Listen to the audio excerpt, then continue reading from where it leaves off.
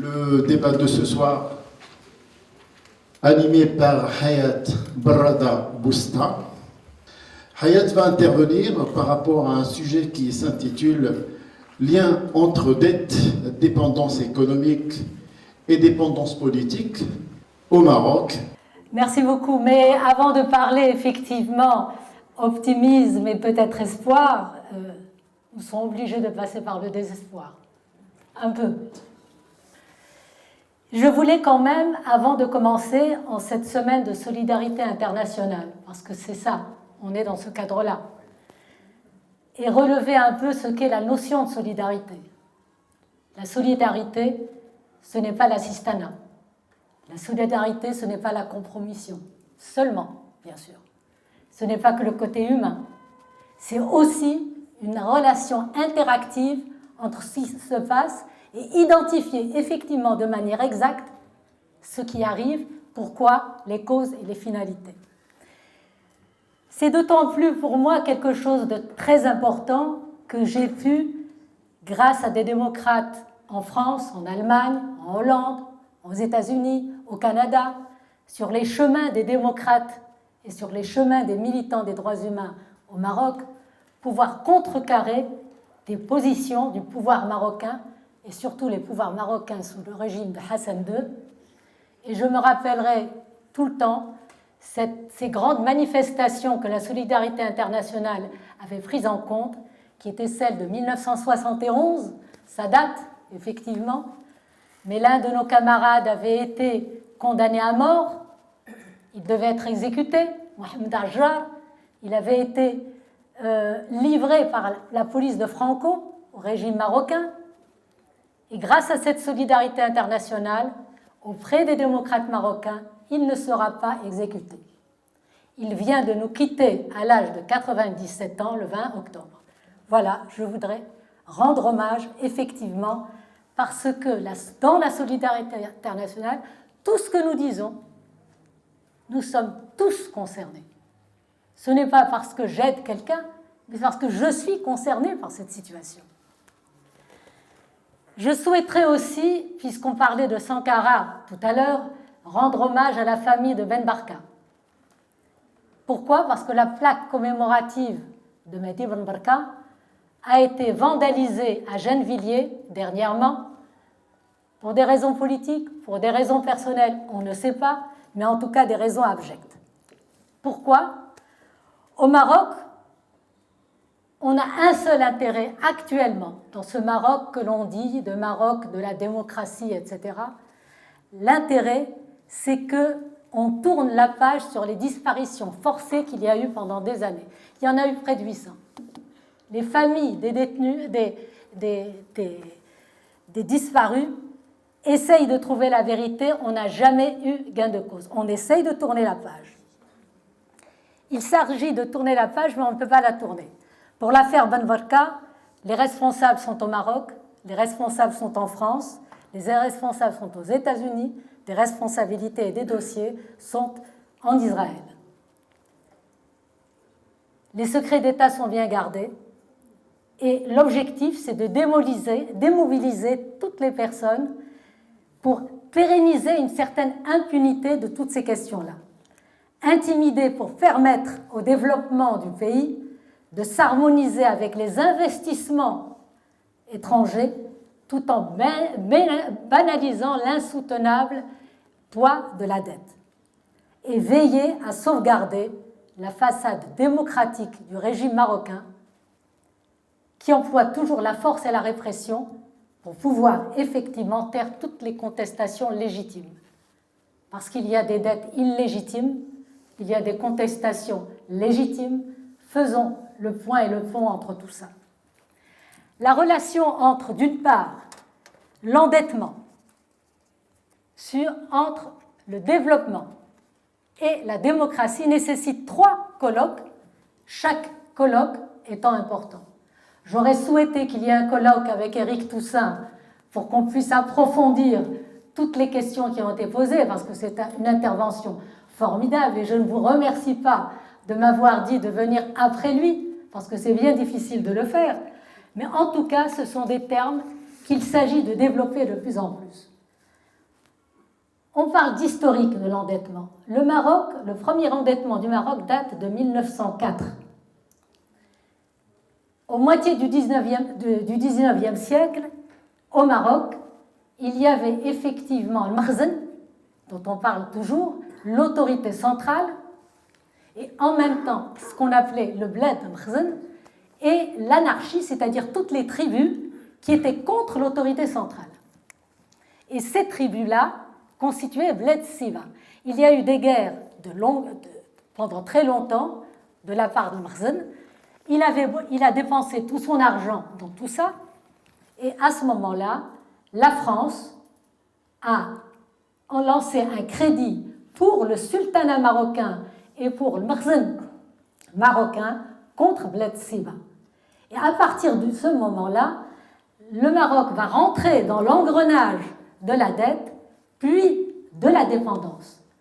Ainsi, au-delà de l'aspect financier de cette dette, c'est un moyen, comme on le disait tout à l'heure, de conquête coloniale. Car elle nécessite, et je cite un excellent article à mon sens quand la France colonisait le Maroc par la dette, la création d'institutions nécessaires à sa gestion qui empiètent nécessairement sur les fonctions étatiques. La relation endettement, fonction étatique, engrenage effectivement colonial. À la suite du contrat d'emprunt de 1910, par exemple, cette administration collecte la totalité des douanes, c'est l'administration française, pas du tout marocaine, et des taxes urbaines de Casablanca, qui était la plus grande ville au Maroc, en plus d'organiser la police et la sécurité à l'intérieur même du pays. Donc, sécurité, police, administration étaient sous la main des Français avant même 1912.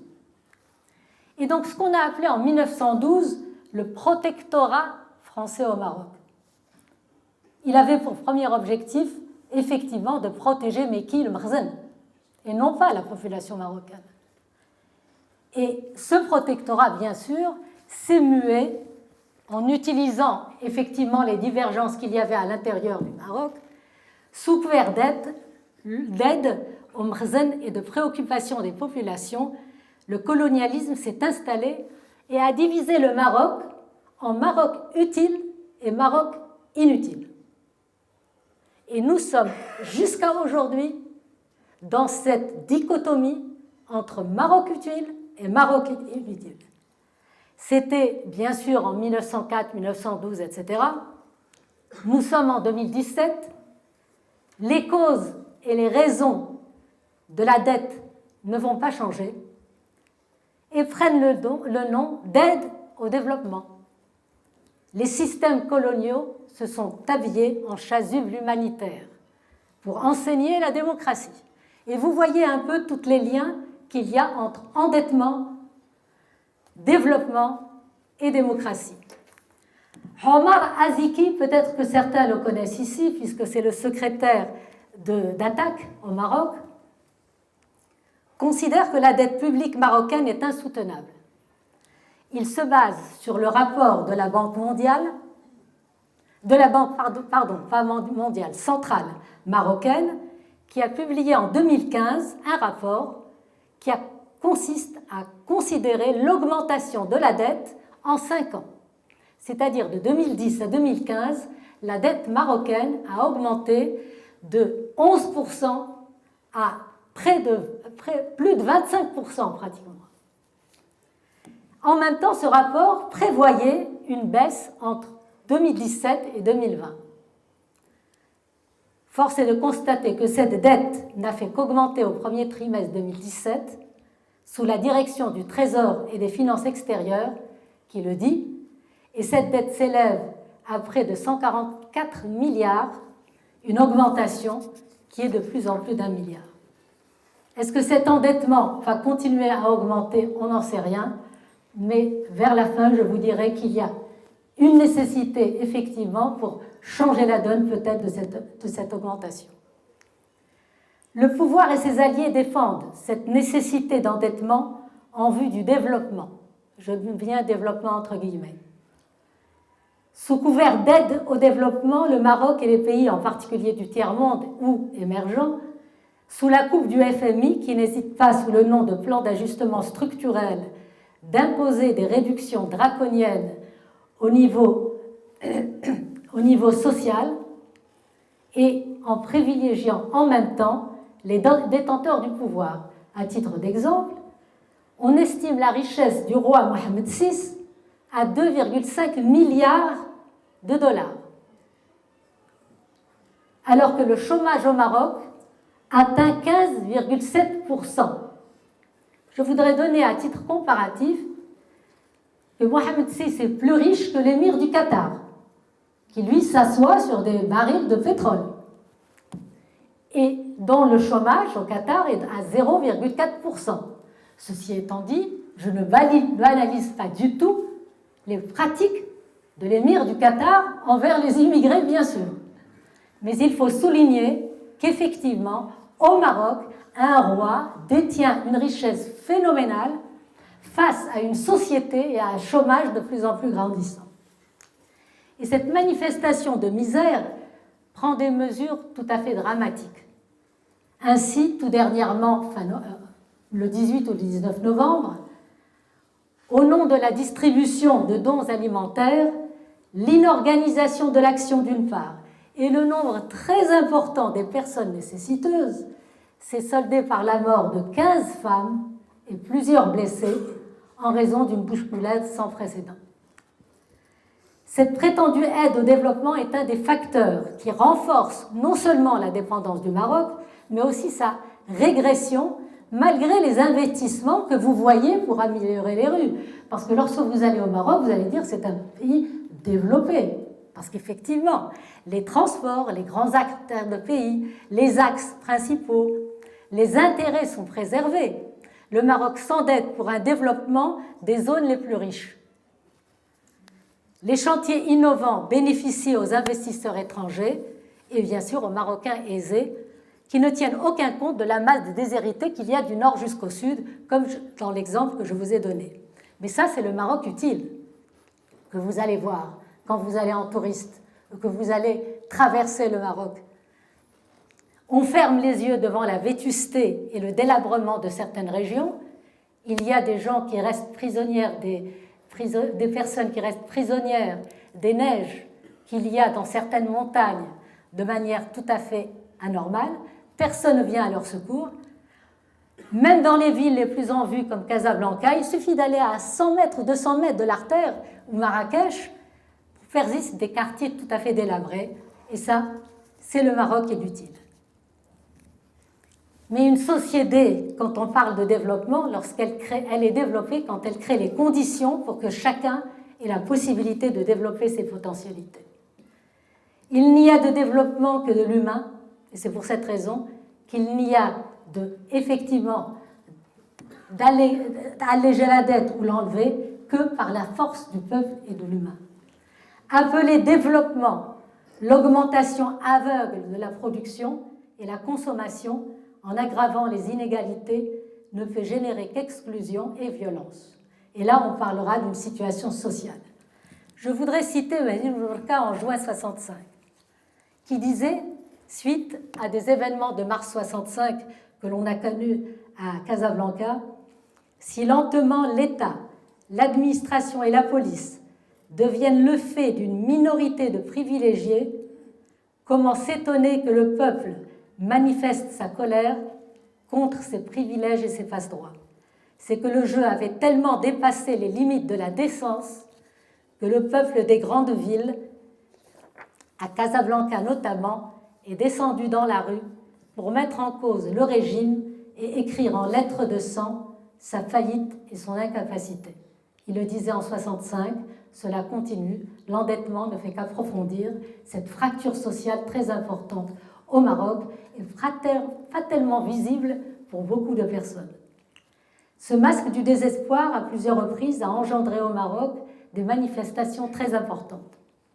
Il y a eu bien sûr 65, que je vais citer. Il ne faut pas oublier qu'en 65, la répression qui s'est abattue sur les manifestants et les raisons de la manifestation étaient tout à fait c'était des jeunes et des moins jeunes qui étaient dans la rue et qui demandaient à ce qu'on leur permette l'éducation et la scolarité parce qu'une circulaire du gouvernement empêchait certains jeunes de continuer leur scolarité.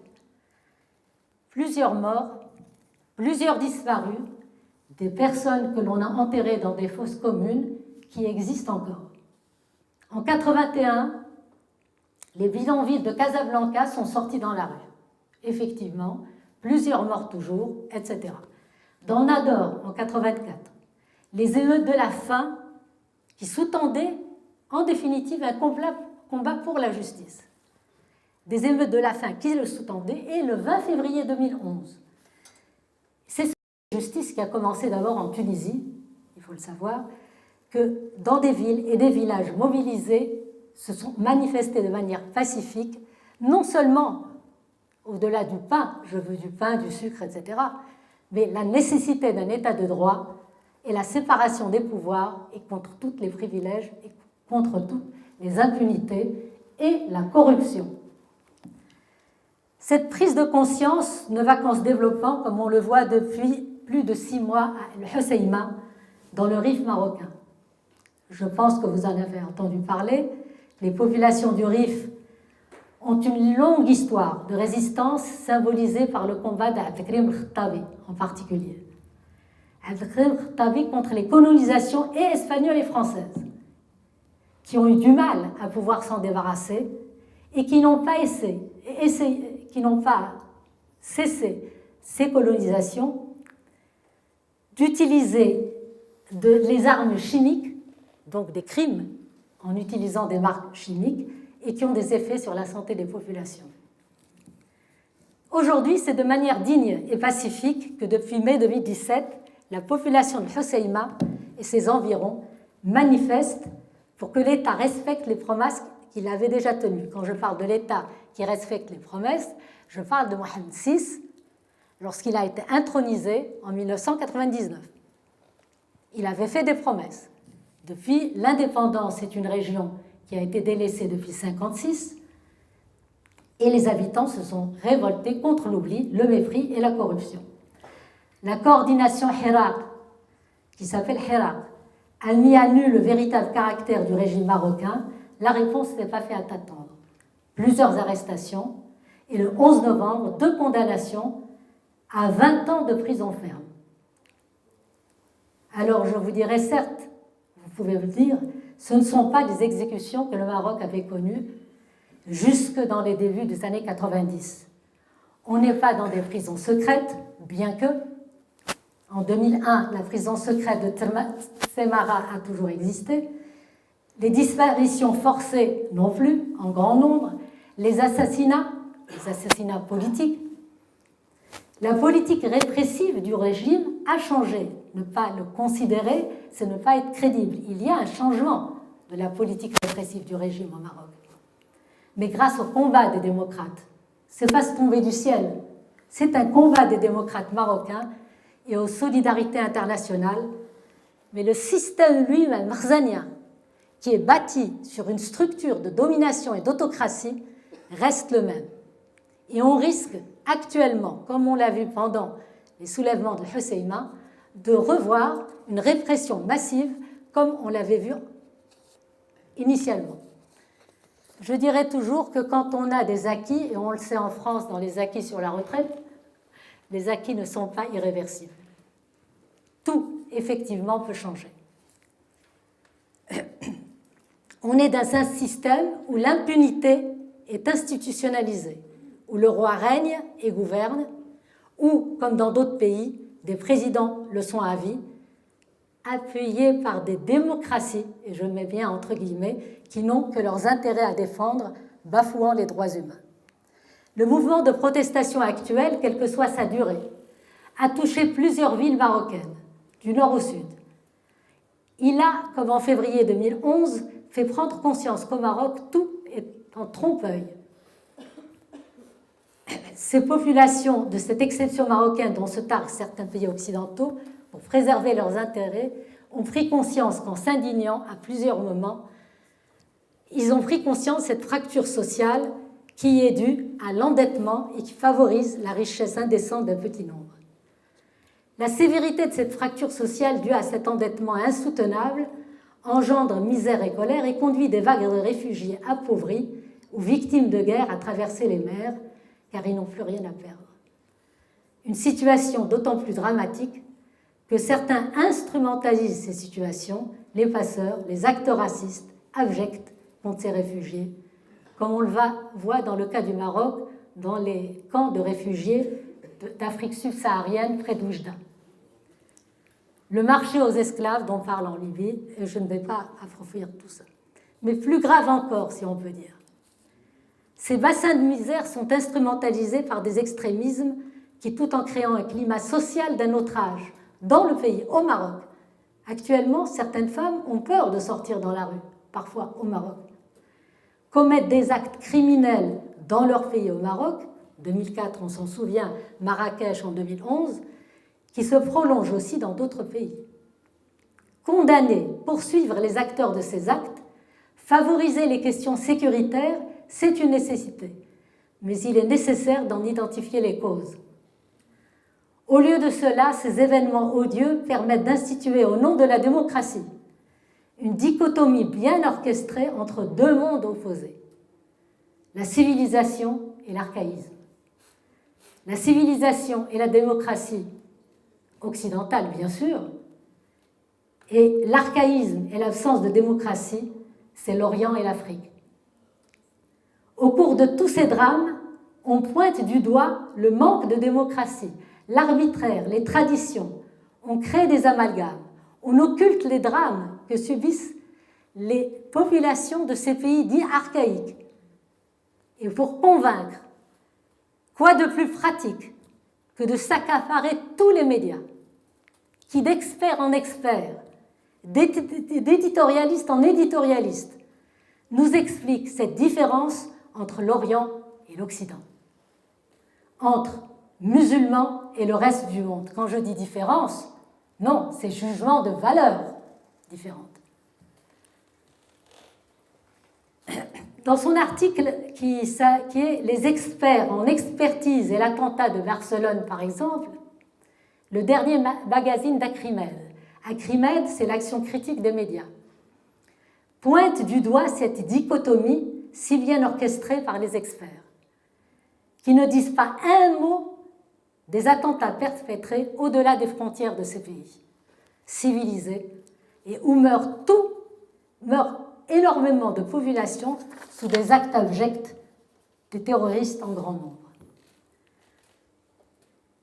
La même semaine de l'attentat à Barcelone, le Burkina Faso, 14 août, 19 morts, acte terroriste bien sûr. Au Nigeria, 16 août, 26 morts, n'ont donné lieu à aucune édition spéciale. Au contraire, on a fait venir un invité à BFM TV, Gilles Sakaz, qui, et là je cite le journal, qui cite Gilles Sakaz, qui dit la chose suivante, c'est à vous faire hurler, excusez-moi. Nous sommes en guerre. C'est deux idéologies, deux cultures, deux modes de vie qui se confrontent, et l'un des deux doit sortir gagnant, et en l'occurrence, ça doit être notre modèle occidental.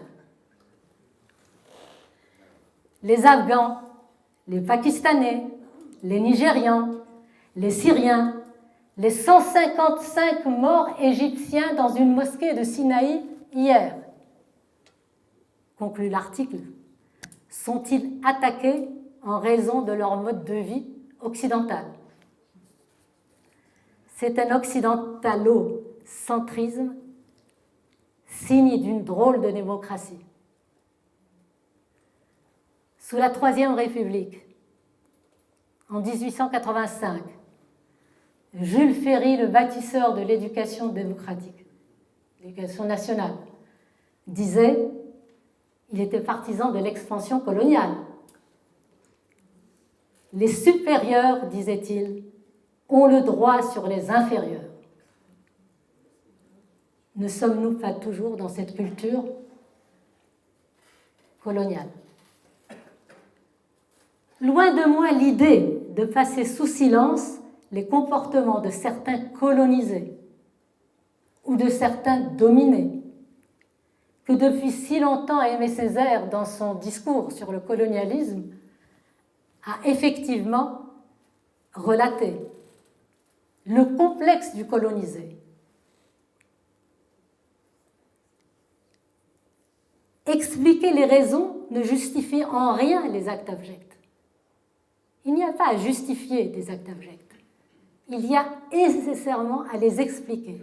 Et au-delà de l'explication, à mobiliser autour de ces explications.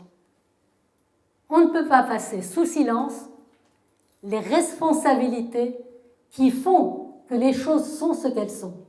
Mais on ne peut pas passer sous silence les bureaucraties de ces pays qui font que des populations, que des gens en mal de pouvoir utilisent tout cela pour pouvoir ne pas faire en sorte que un pays rentre dans la voie de la démocratie. Il ne faut pas effectivement stéréotyper des comportements de gens de pouvoir musulmans, pas musulmans, religieux, utilisant la religion. Utiliser effectivement cela pour les catégoriser et les spécifier en disant tous les Arabes, le monde occidental, le monde oriental. Qu'il y ait des différences, c'est extraordinaire. Quoi de mieux que les diversités dans les différences? Mais juger que parce qu'on est tel, on est moins bien que d'autres, là, c'est un jugement de valeur.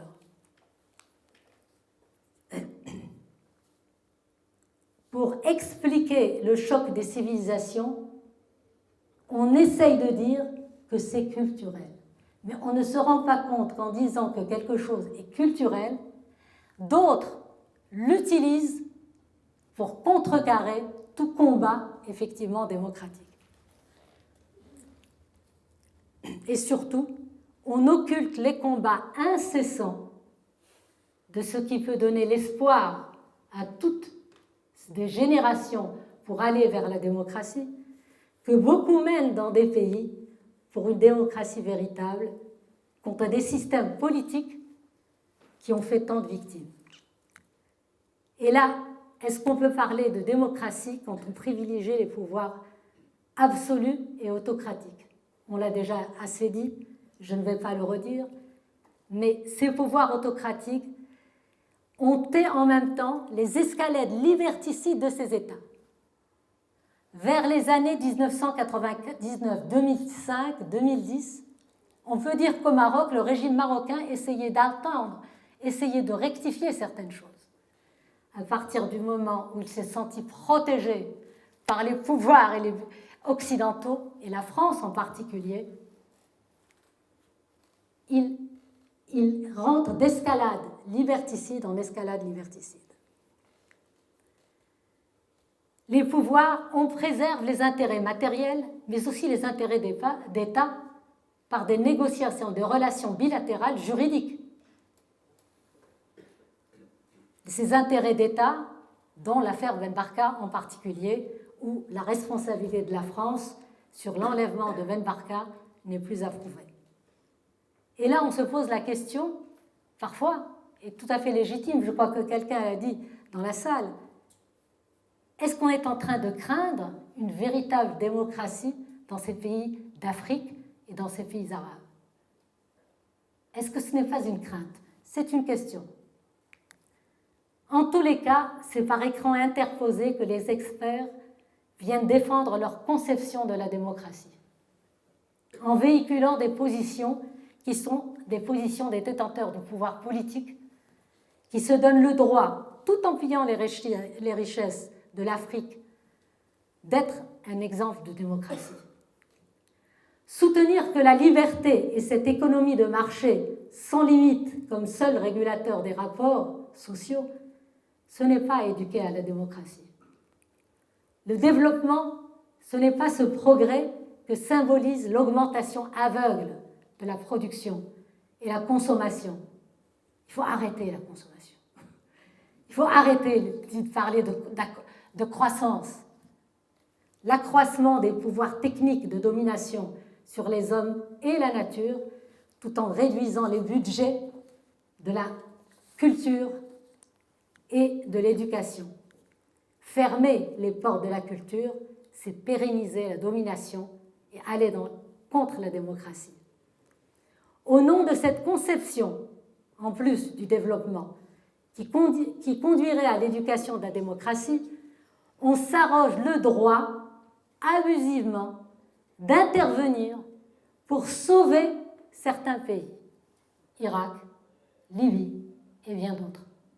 Je ne parle pas du Mali, je ne parle pas d'autres pays. Et on n'intervient pas quand les droits reconnus par l'ONU du peuple palestinien sont bafoués et qu'Israël continue à coloniser impunément. Là, il n'y a plus d'ingérence. Quand la défense du droit international et de la démocratie masque des interventions et ingérences de ce nouveau colonialisme, qu'est l'ingérence humanitaire, alors qu'il ne s'agit que de domination abusive, on est loin de la démocratie. Favoriser l'endettement des pays avec cette seule conception, c'est participer au désordre mondial. Ce n'est pas seulement participer au désordre mondial dans des relations de domination nord-sud, c'est des relations aussi sud-sud. Entre les pays du Sud, il y a des dominations des uns sur les autres. La notion de démocratie ne connaît-elle pas aussi une dégradation? N'est-il pas temps de réinventer, même au niveau institutionnel, dans les États dits de droit, pour qu'elles se rapprochent du droit et des droits plus que de la loi? C'est Victor Hugo qui le disait déjà en 1952. Rapprochons les droits de la loi. Nous sommes tous concernés. Il ne s'agit pas de solidarité parce que vous voulez aider ou pas aider. On est tous concernés.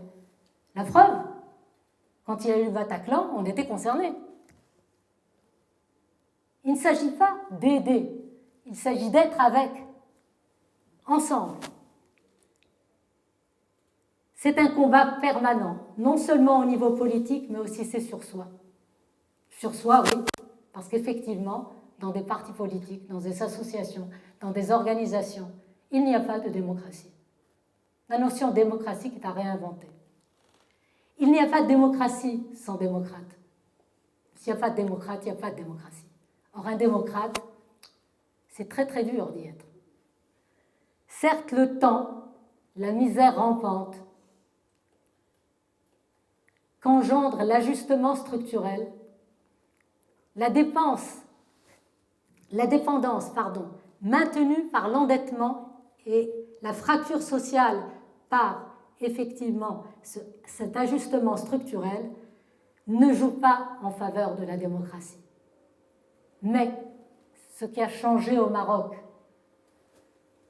comme dans plusieurs autres pays, c'est ce réveil des peuples qui, même si leurs revendications n'aboutissent pas aujourd'hui, ont marqué et marquent toujours l'histoire de notre destinée et de celle de notre avenir, pour une dignité et pour la véritable démocratie. C'est grâce au peuple que les choses peuvent changer. C'est grâce aux populations que tout se peut changer. L'unité dont on parle du Maghreb, ce n'est pas l'unité des États du Maghreb, c'est l'unité des peuples qu'il est nécessaire de faire. Tout est orchestré pour les avoir à l'usure, pour nous avoir à l'usure, à chaque moment, soit par la répression, soit par l'intimidation. Mais on ne peut pas renier ces mouvements, ces voix pour la liberté. Et si vous le voulez bien, je ne chanterai pas, mais je citerai Jean Ferrat quand même, pour terminer. C'est exprès, hein? Je vous disais qu'on intimidait. C'est la chanson qui... Non, c'est une chanson qui est excellente parce qu'elle est pleine d'espoir et personnellement, je suis très optimiste pour l'avenir. Ne tirez pas sur le pianiste qui joue d'un seul doigt de la main. Vous avez déchiffré trop vite la musique de l'être humain. Et dans ce monde à la dérive, son chant demeure et dit tout haut qu'il y a d'autres choix pour vivre que dans la jungle ou dans le zoo. Merci. Merci, Alia. Alors, le décalage existe parce qu'on ne veut pas voir certaines choses. Le décalage existe, il y a plusieurs... Je ne veux pas aussi considérer que le Maroc d'aujourd'hui, c'était le Maroc d'hier. C'est clair. Hassan II était un sanguinaire. On le sait, notre ami le roi, Tazmamart, tout ça, on le sait. Vers les années 90, nous étions, nous, défenseurs des droits de l'homme, nous allions souvent au Conseil de l'Europe pour faire en sorte que les relations avec le Maroc et que les aides apportées au Maroc n'existent pas. Ça a marché de temps en temps, ça n'a pas marché dans d'autres moments. En 1990, il y a eu une solidarité internationale très forte sur ce pays, un défenseur des droits humains au Maroc, qui a fait reculer Hassan II. Il a fait en 1994 un discours, une loi d'amnistie, mais un discours d'amnistie générale. Donc les exilés politiques pouvaient rentrer, il n'y avait plus Tazmamart, Serfati est revenu, a été, etc., etc. Et de manière insidieuse, on a essayé de faire évoluer le Maroc vers une façade démocratique qui consistait à dire il y a des miséreux, il y a eu de la répression, il y a eu effectivement des exilés, on va donner de l'argent aux exilés, machin, etc. On va donner cette façade démocratique parce qu'il faut bien avancer, parce qu'il faut bien avoir des dettes. Et donc ce décalage existe parce que c'est un décalage historiquement, je dirais, ce que je disais au départ, entre Maroc utile et Maroc inutile. Nous sommes dans un système dichotomique au Maroc qui fait qu'effectivement, lorsqu'on aide le Maroc, lorsqu'on aide le pouvoir marocain, qui aide le pouvoir marocain? Ce sont les États qui aident le pouvoir. Et l'État français qui aide le pouvoir marocain n'a pas intérêt à dire ou faire quoi que ce soit par rapport à ça. Donc ce décalage, vous ne le verrez pas. Vous le verrez si vous allez dans les coins les plus profonds, près de Tanger. Les problèmes de la nature écologique ont été complètement bafoués pour construire comment on appelle ça, des trucs, comment on appelle ça, les marinas, pour construire les marinas, etc. Donc c'est vrai qu'on ne voit pas, il n'y en a plus. Excusez-moi. On ne voit pas effectivement cette misère. Ce qui est visible, c'est que depuis 2011, pratiquement, on est en 2007, donc après 5-6 ans, les manifestations sont de plus en plus importantes et ne sont pas des manifestations pour le pain, mais ce sont des manifestations d'ordre politique. C'est l'état de droit, c'est la justice. Et c'est ce qui fait qu'on peut être optimiste. Vous savez qu'il y a un peu d'humour chez les Marocains.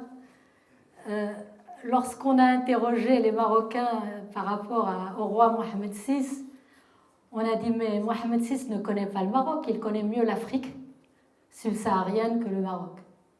Son intérêt est clair, c'est que dans ses rapports sud-sud, investi, endetté, étant l'image effectivement de l'ascension démocratique, etc., comme on le dit en France, quoi de mieux que d'être l'Africain qui est en Afrique porteur d'un certain développement.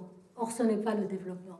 Donc, effectivement, Mohamed VI actuellement a un intérêt réel à être effectivement dans cette structure qui lui permettra, grâce à cela, de pouvoir avoir encore plus d'aide pour soi-disant le développement. Quant au camp qu'il y a à Oujda en particulier, les camps d'Afrique subsaharienne, il y a une dizaine d'années, il y a eu un excellent travail qui a été fait sur la manière dont on traite non seulement tous les réfugiés, mais on traite les femmes. Il y a des femmes qui se sont faites violer au moins à 3 ou 4 reprises selon les États qu'elles traversent. Et elles se sont faites violer par les Africains eux-mêmes. Donc cette réalité existe. On ne peut pas la justifier. Mais il faut expliquer que c'est une réalité qui existe, mais dont la responsabilité est à partager entre, d'une part, les bureaucraties en place et la monarchie marocaine, et d'autre part, l'Occident et en particulier la France. Les investissements français au Maroc sont importants. Les investissements espagnols aussi sont importants. Et effectivement, dans ce sens, il y a des camps de réfugiés que certains ont allé voir et visiter. Les associations des droits humains n'ont pas de cesse de critiquer la manière dont les Marocains et les policiers en particulier traitent ces réfugiés. Ça, effectivement, c'est quelque chose à dénoncer, il faut le mettre à nu, mais c'est aussi de la responsabilité du régime marocain de pouvoir faire face à cette situation. Il a une aide européenne, une aide espagnole aussi, pour essayer de faire mieux vivre tous ces camps de réfugiés. Il ne le fait pas. Quant à l'avenir de la monarchie marocaine, sincèrement, je vais vous dire, il faut toute une journée pour faire l'histoire même du sultanat marocain qui a donné la monarchie marocaine, qui est une monarchie marzanienne. Ce n'est pas, c'est une monarchie absolue. Probablement, si la monarchie absolue n'existe pas, ce serait étonnant. Maintenant, la revendication qu'il y a, c'est que cette monarchie puisse effectivement ne pas gouverner, mais seulement régner. Le règne, mais pas la gouvernance. Quel est l'avenir de la monarchie marocaine? Je peux vous dire que lorsque je vais au Maroc, je suis étonnée de voir que beaucoup de gens pensent que c'est Mohamed VI qui va les sauver. C'est une vérité. Il faut le savoir aussi. D'où la difficulté que nous avons en tant qu'association de droits humains pour dire attention, mais le roi fait partie intégrante du régime. Et c'est très difficile de le dire. Pourquoi? Parce que de toute manière, dans la majorité des pays occidentaux, on considère que le roi du Maroc est le roi des pauvres. À titre d'exemple, il y a eu, la dernière fois, 15 femmes qui sont mortes parce qu'il y a eu une bousculade pour le don alimentaire près des Saouira. D'accord? Il y a eu en même temps, en Libye, l'histoire de l'esclavage libyen, etc., etc. Je ne parlerai pas de ces termes, mais ce n'est pas un esclavage comme on l'entend. Beaucoup de Marocains étaient parmi, effectivement, ces personnes. Ils ont envoyé une lettre au Maroc pour demander au roi Mohamed VI de les ramener dans leur pays. C'est-à-dire que s'il n'y a pas culture, éducation de manière tout à fait importante pour une conscience politique à tous les niveaux, effectivement, ça ne bougera pas. Et quel que soit le gouvernement, même s'il y a une république demain, vous savez ce que sont les républiques bananières. Est-ce que vraiment c'est mieux que la monarchie absolue? Je n'en sais rien. Mais en tout cas, ce qui est certain, c'est que s'il n'y a pas un changement de système radical par les populations, et que si effectivement l'union du Maghreb et de l'Afrique, si l'Afrique, effectivement, il n'y a pas cette relation avec les peuples et non pas avec les États, alors il y a problème. L'image sacrée du roi aussi. Hein. On Comment? sacralise l'image du roi. Mais c'est tout simplement parce que le roi a, dans sa manière de faire, le roi est sacré. Et même, je vous rappellerai quand même qu'en 1998, quand Hassan II a fait appel au socialiste Yousfi, qui est le premier secrétaire socialiste, pour rentrer au gouvernement, eh bien, il ne l'a pas refusé, disant qu'il y a une relation sacrée entre le roi et moi. Dans ces conditions, lorsque des organisations politiques socialistes vont aller entre les mains de Makhzen, ou ici en France, avec la droite, etc., comment s'étonner que la démocratie ne soit pas? Mais malgré ça, la démocratie sera. Merci.